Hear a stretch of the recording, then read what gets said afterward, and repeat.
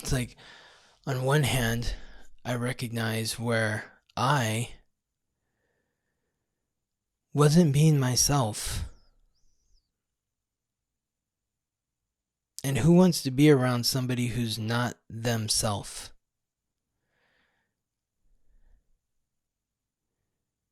Most people want to be surrounded by people who are themselves so you can feel solid and grounded in the relationship.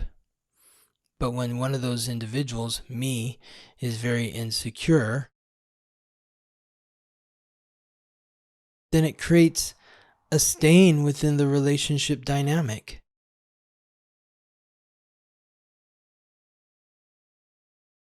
It's tainted. And so Venus in Cancer squaring Chiron retrograde in Aries is creating that opening for us to really look at the roots of our relationships and what we can do to be better friends, more confident, more authentic. And then through that authenticity, attracting friends who truly love you. Not for who you're pretending to be, but for who you are. Welcome to the Weekly Transit, your guide to understanding the current planetary and astral alignments. Together, we'll explore how to harness these cosmic frequencies, empowering you to reach your highest potential as you navigate the days ahead. I'm your host, Scott Tajarian. Welcome to the Weekly Transit. This is the week of August 18th to the 24th, where we will be covering 5 transits highlighted by the Sun and the new moon in Virgo. I want to thank you for being here. I'm very grateful for your time and attention, and it is my intention to empower you this week with this message. If you like what you are receiving through our exchange here, please like and subscribe wherever you are listening. Write a positive review, comment, let me know how this message is supporting you through the week. The first transit of the week is the Sun, the giver of light, life, and vitality, transiting through Leo, the sign that it rules, forming a trine, a supportive aspect with Chiron, the wound, and the ancient wisdom which is unlocked through healing that wound, transiting retrograde through the cardinal fire sign symbolized by the ram and ruled by Mars, the god of war, Aries. So this is the Sun in Leo, trine, Chiron, retrograde in Aries. This is the final aspect that the Sun will make as it completes its transit through the sign that it rules, the fixed fire sign symbolized by the lion, until it transits into Virgo later this week. This transit between the Sun in Leo and Chiron retrograde in Aries occurs from Sunday to Wednesday, August 17th to the 20th, with the exact trine occurring on Tuesday, August 19th. This is sort of the culmination of the Sun's transit through Leo. This is something we've been building towards for the last 26 days or so. It's occurring at 26 degrees. The Sun moves 1 degree a day. So at this point, we're 26 days into Leo. Leo's the sign that rules the heart. It's about being bold. Think of the lion. The lion is not subtle in its expression. It's very bold. When the lion roars, it sends a clear message to anything that is within earshot of that sound. Its power, its strength, its stubborn energy that I'm creating a boundary here. So, Leo's about opening your heart, but it's also about creating healthy boundaries around your heart. Your heart is not meant to be just left open For anyone to dive in and experience what it's like to share in your joy, we need to make sure that their intentions are as light as yours, are as bright as yours. Chiron, transiting through Aries, is bringing awareness to our fears and insecurities. Fears and insecurities regarding the sense of self. Who am I? Do I even like myself? Am I worthy of being here? If you have those questions or those thoughts, you're not alone. I imagine every person that's ever walked the earth has those thoughts, whether or not they're willing to admit it to others. It's a challenge to our sense of self, and we're all experiencing that challenge right now. And we have been since 2019 when Chiron transited into Aries.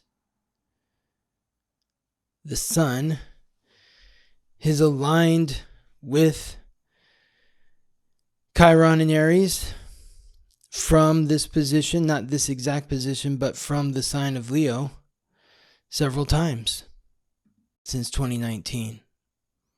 Let's go back to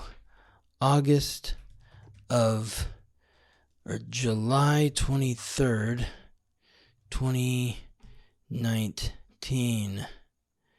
Yes. Oh, it actually happened, it began in 2018.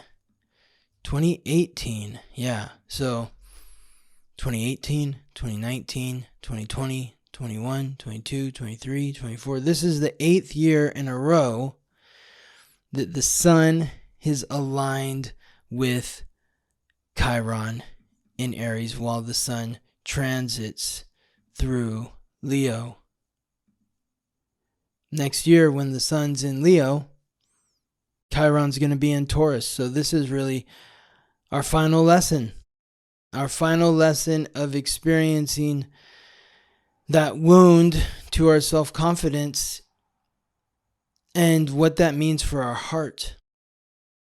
What does that mean for your heart? Are you being true to your heart? Are you being authentic to your heart? Are you being courageous in the expression of your heart? Are you allowing yourself to experience joy and laughter? Life is not meant to be all pain and suffering. There is undoubtedly pain and suffering in life, but life is also meant to bring experiences of joy, laughter, playfulness, love, creativity, romance.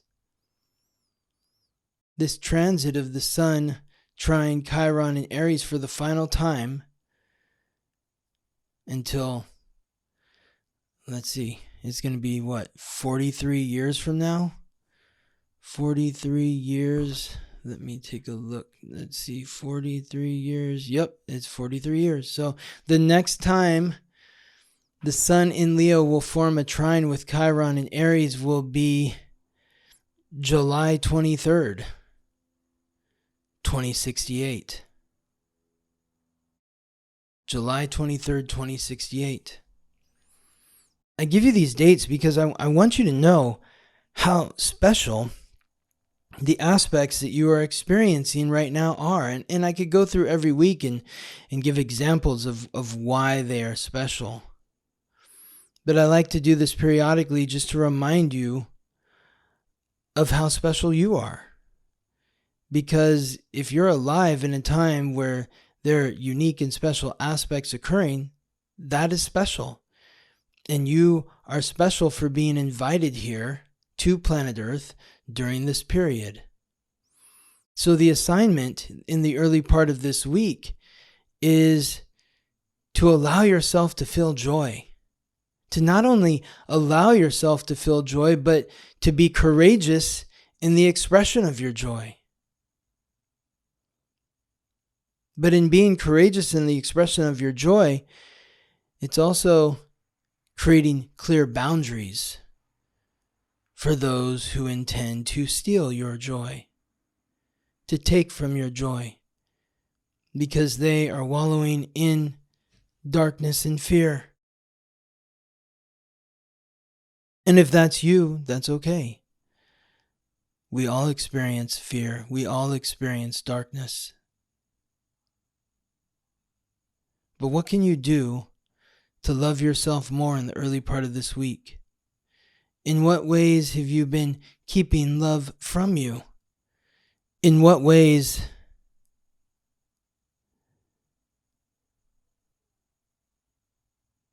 have you not allowed yourself to love, to laugh, because you were afraid? Because you felt you were undeserving, not worthy? The early part of this week really just is supporting you in finding that joy, because when we get to the second transit of the week, that occurs on Friday. So the early part of the week is set with love and courage and confidence and loving yourself through the insecurity and fears. Because by the time we get to Friday, the sun transits into Virgo. This is Friday, August 22nd. The sun transits through Virgo every year from August 22nd, 23rd to September 22nd, 23rd, depending on what time and where you are on Earth. But this year, from the Pacific time zone, the sun is transiting through Virgo from August 22nd to September 22nd.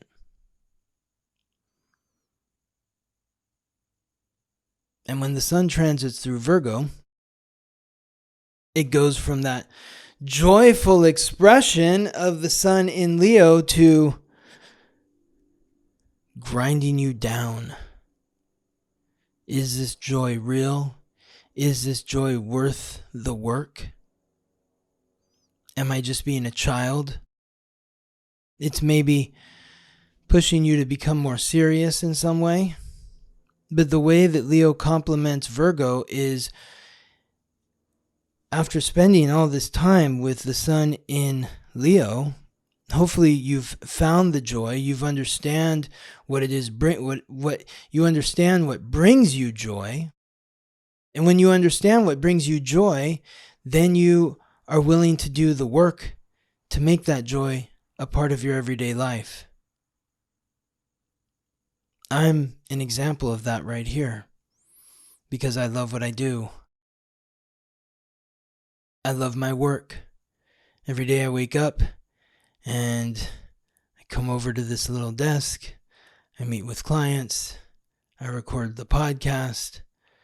I work on looking at the transits, discerning what they mean, researching. None of it feels like work, because it's my joy.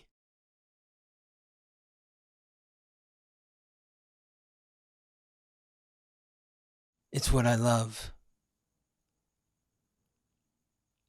So what can you do to bring that love into your daily life? Virgo is the mutable earth sign, symbolized by the Virgin, ruled by Mercury, the messenger of the gods, guide of souls to the underworld, the planet of consciousness, communication, and coordination, the god of merchants and thieves.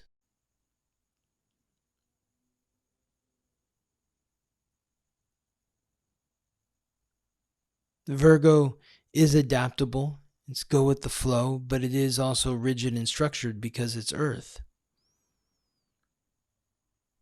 So when I found my joy, when I realized that I loved learning about astrology, all I did was work.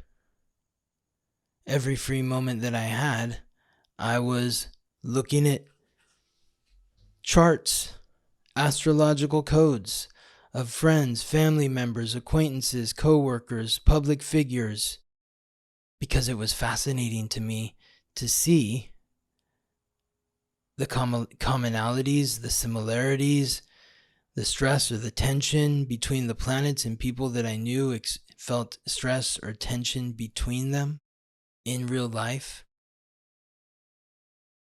So what work brings you joy? Virgo, when I think of the when I think of the Virgin, I think of the great Virgo nun, Mother Teresa, who herself was born with the sun in Virgo.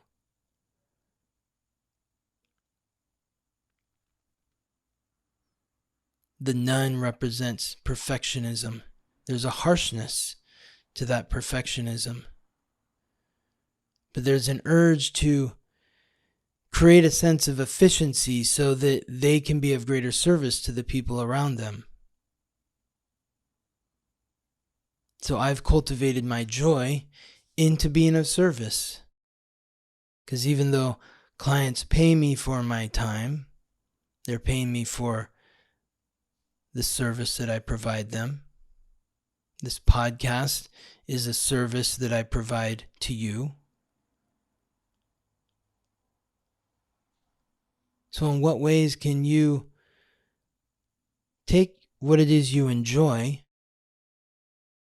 and form it into something real, something tangible that provides a service to those that you connect to?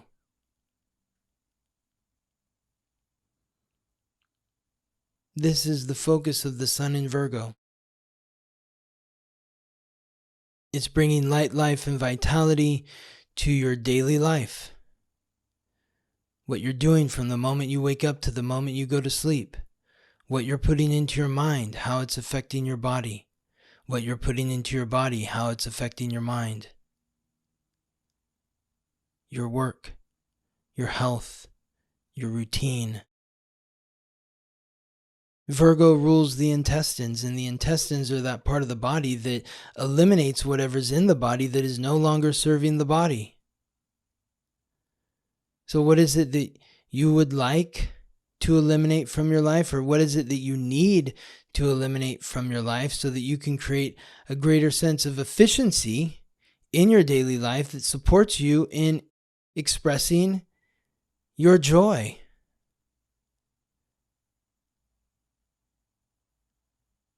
Because when you are in service to another and you are expressing joy,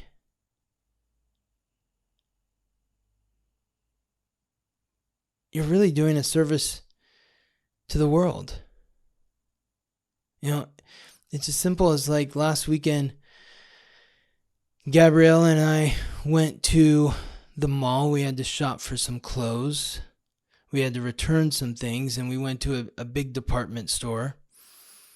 And the vibe in there was just really kind of down, depressing.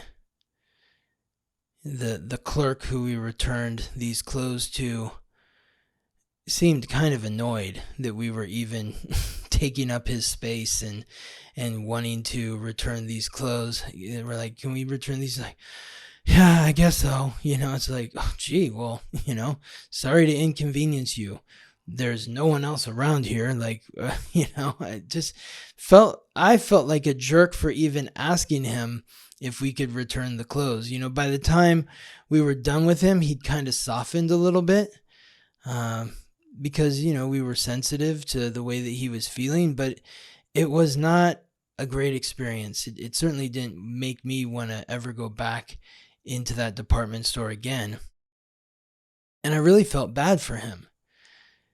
His name was Scott. And I was like, oh, I really saw myself in him. I am guilty of maybe not having the best attitude when I was waiting tables. I did my best to have the best attitude that I could have most of the time. But you have bad days sometimes, and it's hard to get that energy up and be like, hey, welcome. It's like you feel disrespected by the people that you're serving. So I don't want to be too harsh on this individual, but it was just a vibe and a feeling. And then we went over to a smaller store in the same mall, and it was near closing time. And this is a time where it's like you would expect the sales clerks to like roll their eyes like, oh my God, another. Do you realize we're closing in 30 minutes? You know, you expect them to be annoyed. But in this shop, they were glad to see us. They were helpful. They were encouraging. We had 2 people helping us, actually 3. The person that greeted us, and then the 2 sales reps that were helping us find the clothes that we were looking for. And, we ended up staying about 15 minutes after closing. We apologized for keeping them later. And the guy was like, oh, please, like, I have people keep me like 45 minutes afterwards. And we're never kicking people out. If you're in, you're in, And so we bought a couple of items from them, and they were just so friendly, so uplifting, just positive energy. These 2 sales reps for this smaller store. And Gabriella and I just walked out of there, and we're like, wow, what a great experience. Like, we felt lifted. And we hope that they felt lifted by us, because we were, really friendly with them as well. But, that is how Leo and Virgo can kind of come together. Because Mercury is still transiting through Leo right now. Even when the sun transits into Virgo, Mercury will still be in Leo. So it allows for a joyful expression of being of service.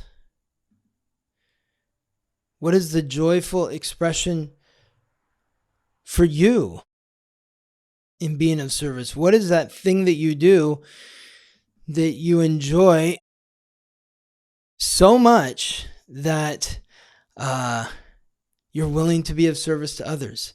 I mean, that's how I feel about what I do here.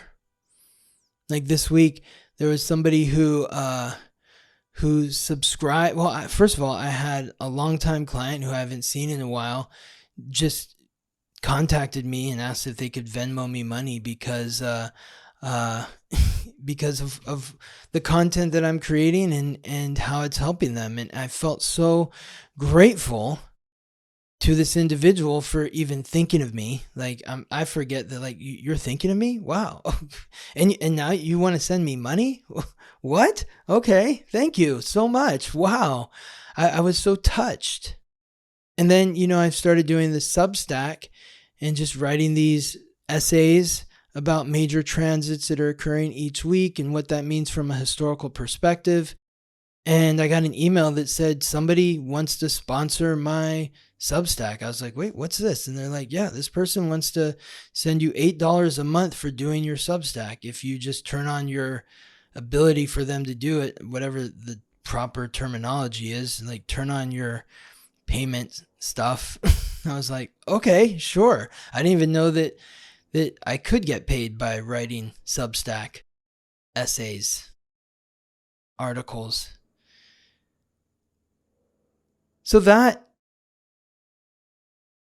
what I see as when you're really loving what you do and you're not doing it because you're trying to make money. You're doing it because you enjoy what you do. And of course, I want to make money. I love what I do. I want to make money doing what I love what I do. I think everyone wants to make money doing what they love to do.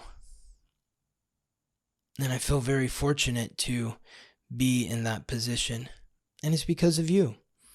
All of you out there who are listening. And that's why I put so much effort into creating the content that we do here to support and encourage you and inspire you. And so that's what this Sun in Virgo season is about. It's about taking that joy from Leo season and putting it into practical application in your daily life.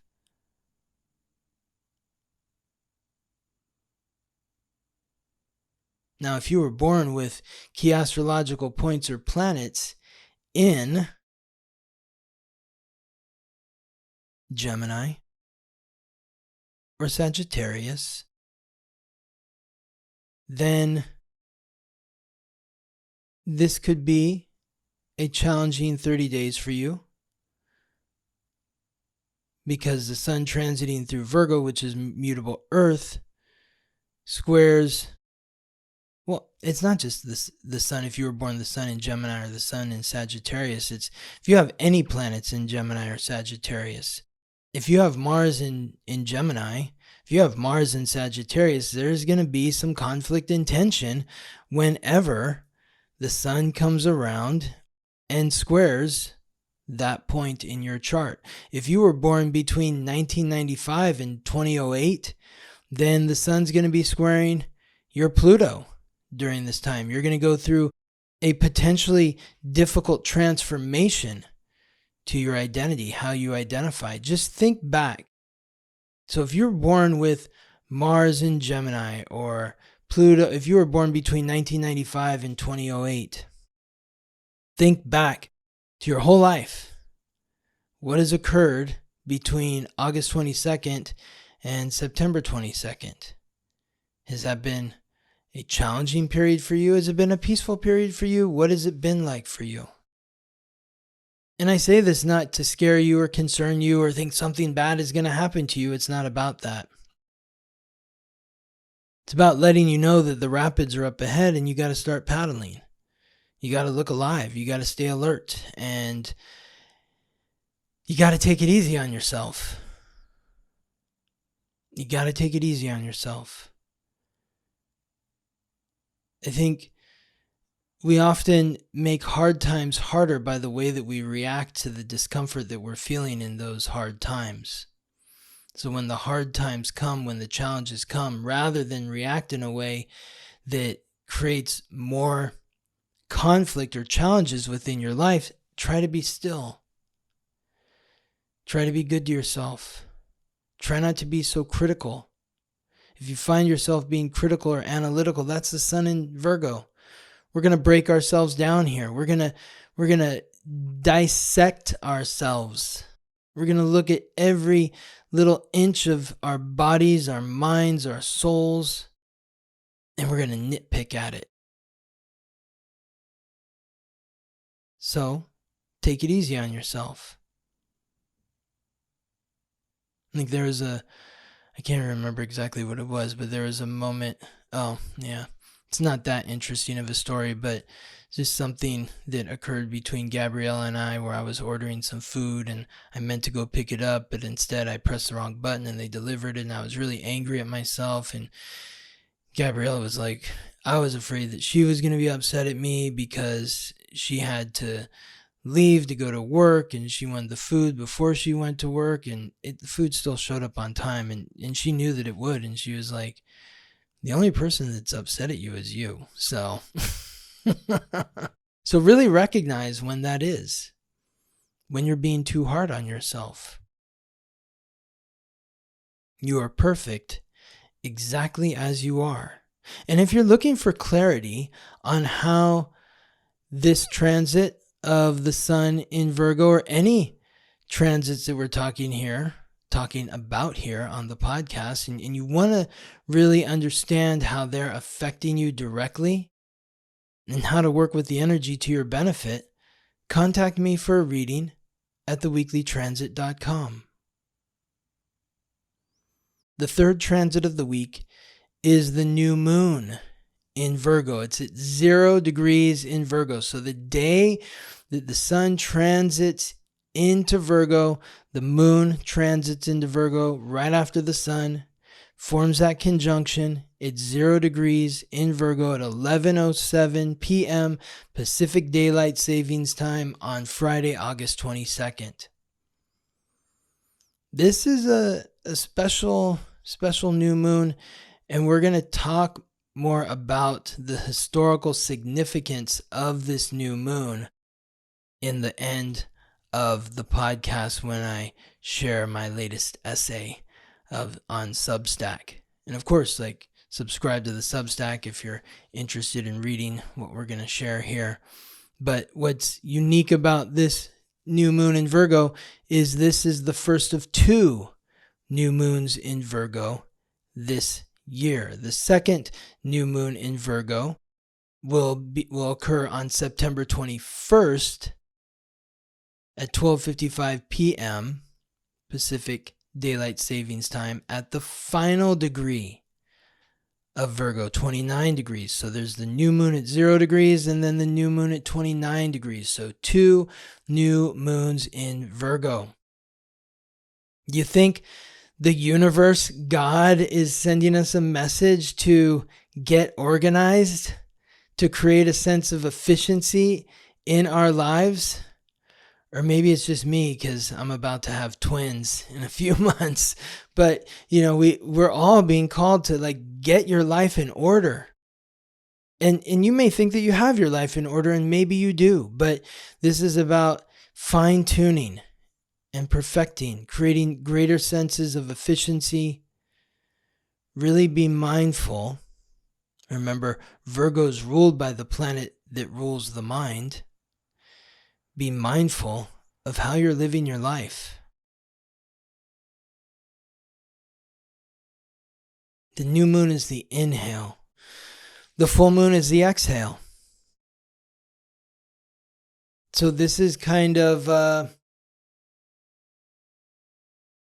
it's kind of contrary to what we've been talking about all year since the North Node transited into Pisces, is that we need to release the need to control. The need to control, because the North Node in Pisces is about having faith, and the South Node in Virgo is about releasing the need to be in control. Well, now we're going to have the new moon in Virgo and then the full moon in Pisces. The full moon is the release. So how are we supposed to navigate these frequencies when one is saying release control and embrace faith, and the other one is saying set your intention to create greater control and release the fantasy? These energies can coexist. They do coexist.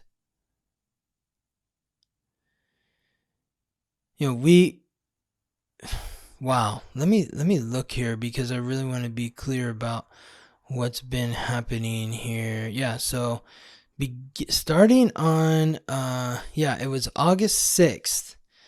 August 6th is when Mars transited from Virgo to Libra. So from August 6th to August 22nd, there literally have been no planets in Earth signs aside for the couple days that the one day that the moon was in Capricorn, and then the 2.5 days that the moon was in Taurus. Aside from that, from August 6th to the 22nd, every planet, aside from the moon, was either in a fire sign, an air sign, or a water sign. So talk about feeling ungrounded. Has anyone else felt ungrounded between August 6th to the 22nd? With no planets transiting through Earth signs? So there's a major shift happening here. We've had, how many days is that? 1, 2, 3, 4, 5, 6, 7, 8, 9, 10, 11, 12, 13, 14, 15, 16, 17. About 17 days. 17 days where we've just been flying. We've been moving.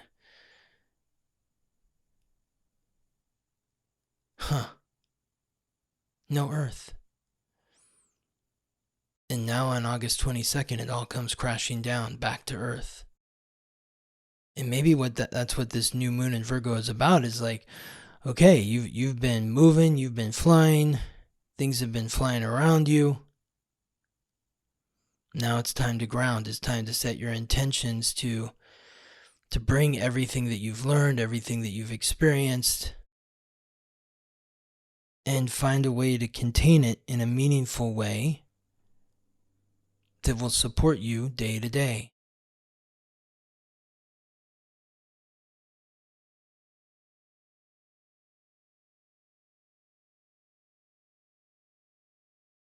Set your intentions to be of service to others. Set your intentions to be of service to yourself. It's not about setting your intentions to try to control the outcome or try to or to be critical or overly analytical of yourself and others. It's about setting your intentions to boil it down to each and every little moment, to really finding the joy in every moment.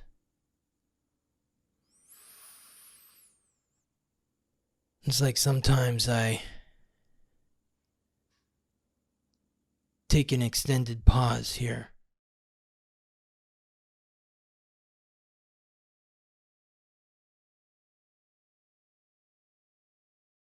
And that's okay. I'm just soaking up each moment,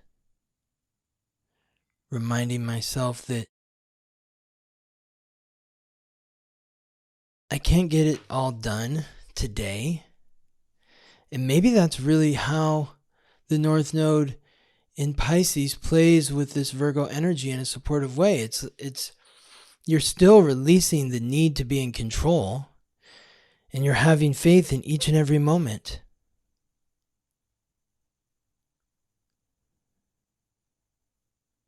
We're having faith in each and every moment, that we have the faith that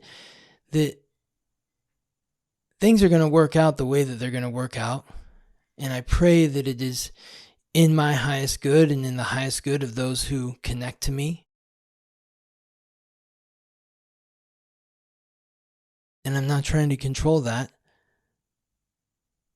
And when I'm not trying to control that and I'm focused on the moment each and every day, that's an example of my faith. An example of my faith is that I have the ability to be present right here. So set your intentions to be present. Set your intentions to experience each moment to the fullest, rather than feel the urge to rush to the next moment because you're afraid that if you don't get to that next moment, it might never come. Or the moment after that might never come, or the moment after that might never come. This new moon in Virgo is saying, set your intentions to be here in this moment. And if you're curious to learn how this new moon and the full moon in Pisces, the first new moon in Virgo and the full moon in Pisces are affecting you directly, and how to work with that energy to your benefit, I encourage you to enroll in my moon cycle classes at theweeklytransit.com. The fourth transit of the week might be a little crunchy. Venus in Cancer squares Chiron, retrograde in Aries. So Venus is Lady Luck, the goddess of love and beauty, the planet of relationships.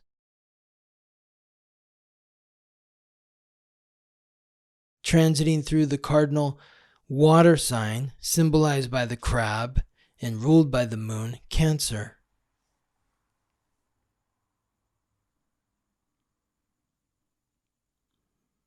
This transit occurs from Wednesday to Saturday, with the exact square occurring the same day that the sun transits into Virgo, the same day of the new moon in Virgo, Friday, August 22nd.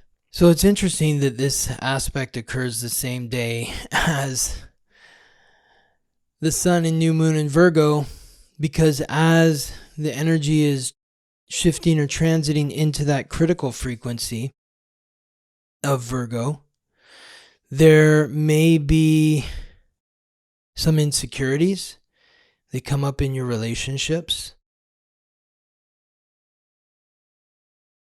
In the beginning of the week, as we're opening our hearts, but also creating healthy boundaries in order to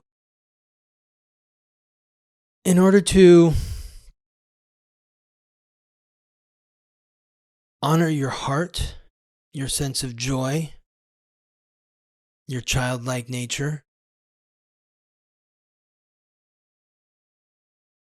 Maybe putting yourself out there in some way brings up some other insecurities. Venus transiting through Cancer is urging us to really face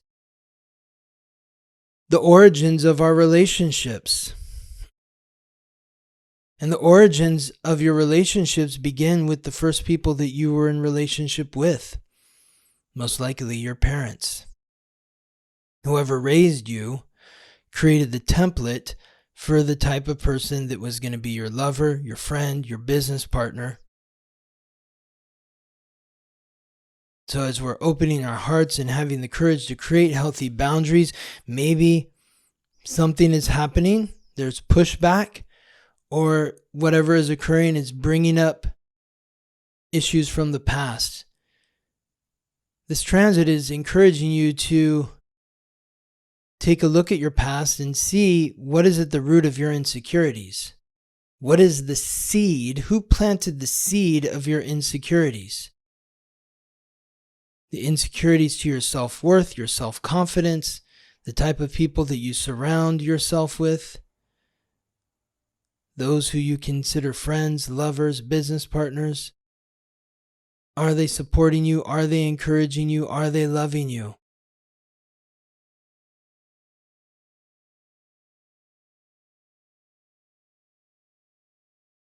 And if not, what can you do to be more kind, caring, and nurturing to yourself?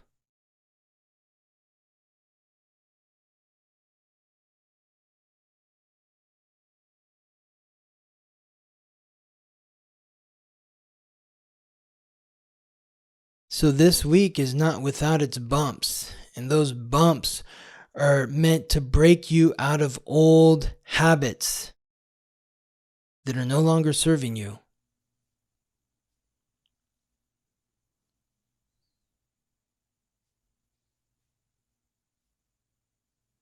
I have consciously lost some friends in the last year. And I say consciously because I didn't really lose them. I stopped engaging with them in a manner that no longer felt good to me.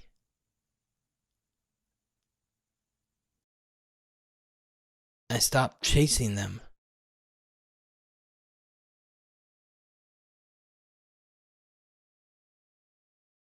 I recognize that chasing after people that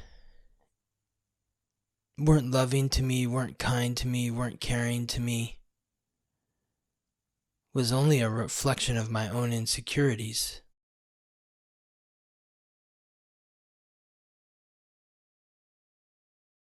And as I consciously remove myself from these relationships,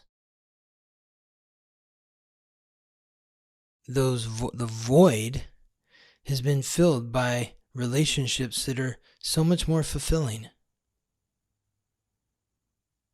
And that's not to say anything negative about these individuals.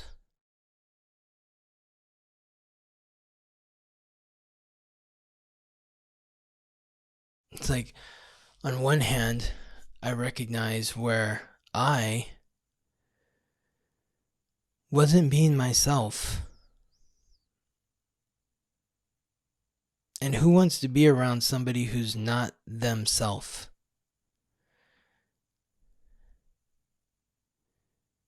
Most people want to be surrounded by people who are themselves so you can feel solid and grounded in the relationship.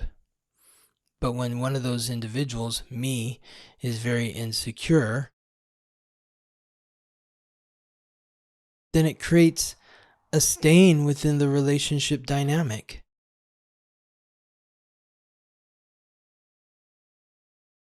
It's tainted. And so Venus in Cancer squaring Chiron retrograde in Aries is creating that opening for us to really look at the roots of our relationships and what we can do to be better friends, more confident, more authentic. And then through that authenticity, attracting friends who truly love you. Not for who you're pretending to be, but for who you are. The final transit of the week, the Sun in Virgo squares Uranus in Gemini. This is tense.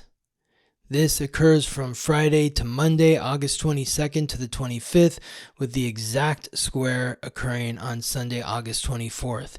This is going to snap you out of the routine that is no longer serving you. It's the wake-up call.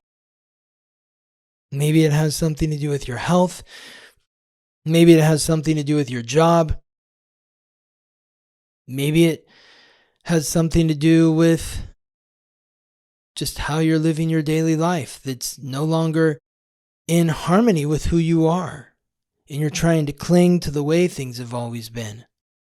This transit shifts you radically out of that funk, because Uranus is the planet of revolution, rebellion, innovation, independence, the unexpected, transiting through the mutable air sign, symbolized by the twins, and like Virgo, ruled by Mercury. So the Sun is transiting through the mutable earth sign that Mercury rules, Virgo, and Uranus is transiting through the mutable air sign that is ruled by Mercury, Gemini. So two planets in signs ruled by Mercury squaring off with each other. There's tension here. In order to relieve the tension, release whatever it is you're clinging to that is no longer serving you, that is no longer a reflection of who you are. Remember, Virgo rules the intestines. This is about releasing that energy that is no longer serving you. Just like the intestines are that part of the body that release whatever's in the body that is no longer serving the body. So this is a powerful, powerful wake-up call. And just like how the Sun in Leo completed its 8-year cycle with Chiron this week, the Sun in Virgo begins its cycle squaring Uranus in Gemini. So it happens this year at 1 degree, 2026 at 5 degrees, 2027 9 degrees, 2028 13, 2029 18, 2030 22, 2031 26.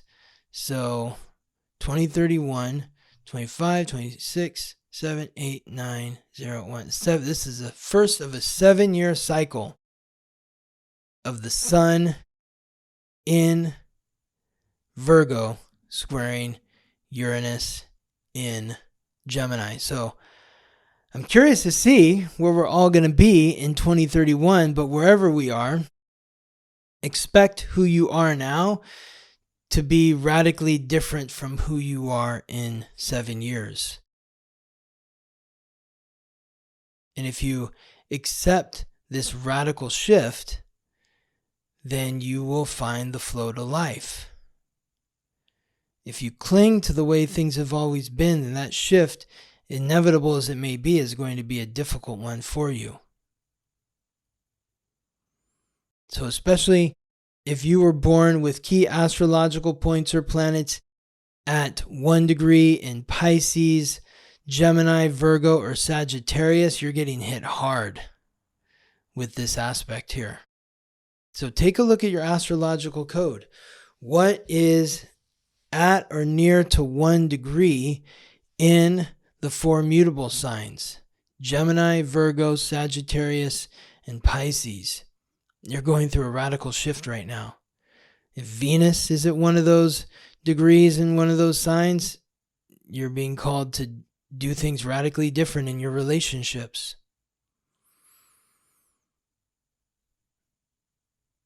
This is the moment where you just let go and let God. And trust that wherever you land is going to be better than where you began. Because you're open to the radical shift that's occurring.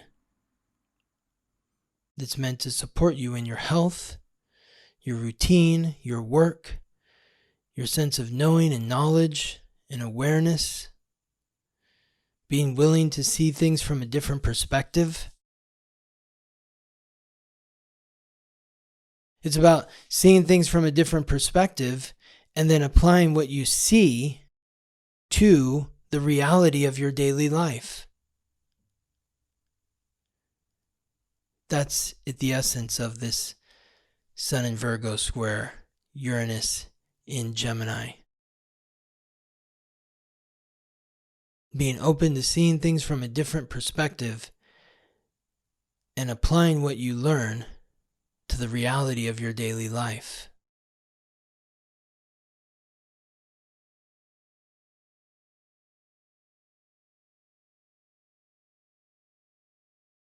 Now, to discuss the historical implications of 2 new moons in Virgo.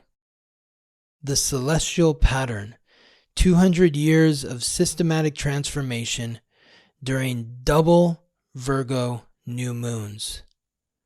When the maiden calls twice in a single season, civilization answers, reorganizing its body, mind, and soul. The Mercury-ruled metamorphosis. Since 1824, a rare rhythm has pulsed beneath history, a cycle in which 2 new moons rise within Virgo's realm in a single season, the first at 0 degrees, the second at 29 degrees. These double Virgo new moons arrive like a summons from the heavens, and each time humanity finds itself compelled to reorganize the very architecture of its existence. Virgo, the mutable earth sign, is the maiden who kneels in the harvest field, gathering the grain with deliberate care. Her domain is not conquest or spectacle, but refinement. The transformation of chaos into order, of raw material into sustenance. She is ruled by Mercury, the messenger and guide of souls, whose caduceus entwines the serpents of wisdom and healing. In Virgo, Mercury's gift is precision, the ability to sort, categorize, and weave the disparate threads of a complex system into something coherent. When the maiden calls twice in one season, Mercury's work intensifies. The channels of communication, the networks of health, the scaffolding of labor, all are tested, reorganized, and purified. The 4 currents that always return. Though centuries apart, each cycle carries the same unmistakable tides. Communication and information revolution, faster, more intricate ways to send and receive messages across vast spaces, health and purification, renewed collective systems for healing and protecting the body, work and organization, restructured systems of human effort and value, systemic crisis and response. The old architecture collapses and a new one must rise. Mercury's Journey Through Time, 1824. The Messenger in the Mills. Mercury moves through the smoke and clatter of Britain's factories, whispering to workers that their voices are stronger together. The repeal of the Combination Acts gives birth to organized labor and Portland cement. Gray dust in the hands of masons will soon become the bones of modern infrastructure. Virgo's principle is alive here. The chaotic sprawl of industrial growth given shape through solidarity and structure. 1835. The census of sickness. The maiden sends Mercury to the crowded tenements and chlorella-stricken streets, carrying the ledger of the Poor Law Commission. Public health becomes a civil duty, and refrigeration begins to protect food from decay. Virgo's hands are cold but clean, sorting nourishment from poison. 1854. The pump and the wire.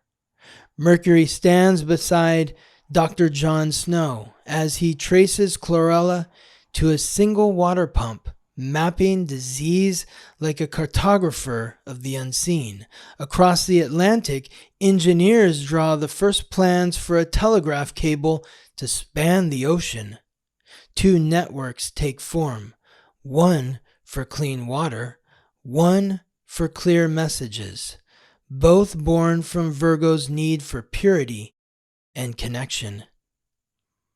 1930. Blueprints in the dust. After 76 years without the double call, Mercury returns to a world in crisis. The Great Depression has hollowed the economy, and the U.S. reshapes its health system. The National Institute of Health emerges, and health insurance begins to knit patient and provider into a single fabric. In dusty offices, clerks with sharpened pencils draft the blueprints for coordinated care. Virgo's meticulous touch in an age of scarcity. 1949. The cell and the globe. Mercury walks two paths at once. Into the microscopic world with Linus Pauling, who discovers the altered hemoglobin of sickle cell disease, and into the chambers of the World Health Organization, where nations learn to speak in one voice about disease prevention. The maiden has expanded her field from the human body to the entire planet. 1968. The Green Ledger. In the tumult of protest and possibility, Mercury records the first pages of the environmental movement. The air, water, and soil are logged as entries in humanity's health chart. Automation hums in factories, promoting new questions about the role of human hands in a machine-run world. Virgo sees the ecosystem as a patient in need of care. 1987. Circuits and sequences. Mercury now travels not on winged sandals, but along copper wires and microchips. Personal computers and early internet protocols weave a new kind of web. In laboratories, scientists begin mapping the human genome, bringing medicine into the age of precision. Virgo's sorting is no longer done in fields or ledgers, but in code and nucleotides. 2006. The social spiral. The messenger speaks through glowing screens as Facebook and Twitter reshape the agora. The Human Genome Project's map becomes a living tool for personalized medicine. Virgo's harvest is now digital and genetic, refining not only how we connect, but who we are at the molecular level. 2025. the integration point. And now Mercury returns again, its wings dusted with data and algorithms. The first new moon comes August 22nd, 2025 at 0 degrees Virgo, square Uranus at 1 degree Gemini. The shock is immediate.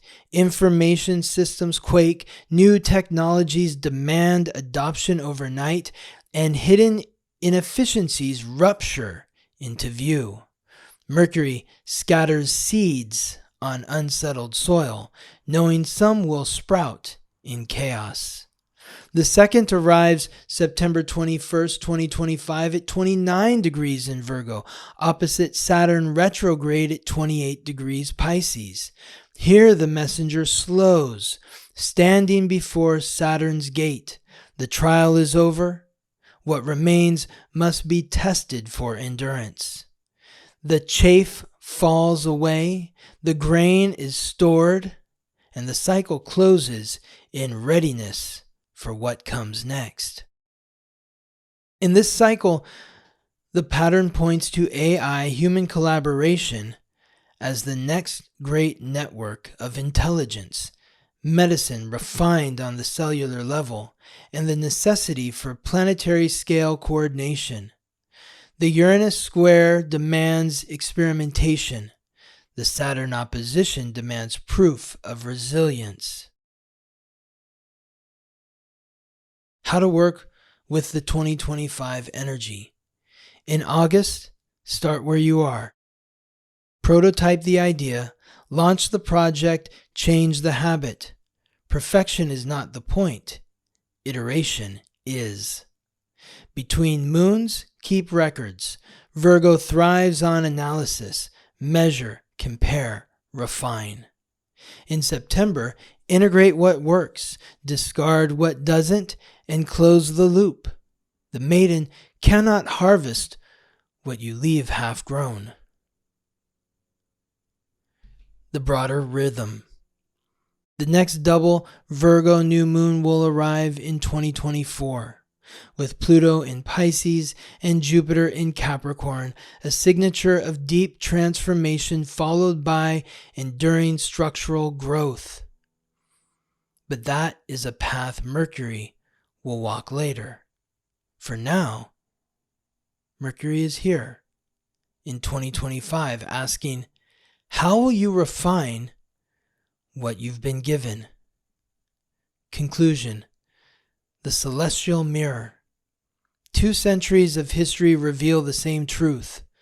When the maiden calls twice, Mercury walks among us, sometimes with a scroll, sometimes with a scalpel, sometimes with a circuit board.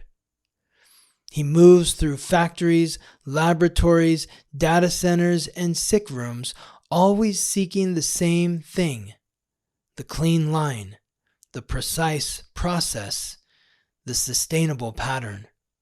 In 2025, we are not merely adjusting our tools, we are rewriting the blueprint of our systems. The choices we make now will become the architecture for decades to come. When the maiden calls twice in a single season, civilization answers, reorganizing its body, mind, and soul. I hope this message has been helpful to you. I hope you feel empowered and ready for the week. And if you are still listening and inspired to do so, please like and subscribe to this channel, write a favorable review, and I will look forward to reconnecting with you next week. Thank you for listening to the weekly transit. If you're curious to learn how these transits or any other transits may be affecting you, or if you're interested in learning more about your astrological code, contact me for a reading at theweeklytransit.com. This episode was produced by me, Scott Tajarian. Music written by Ben Leinbach from Listen Deep by Amber Herzog-Lyman. Wishing you all the best as you ride the planetary waves.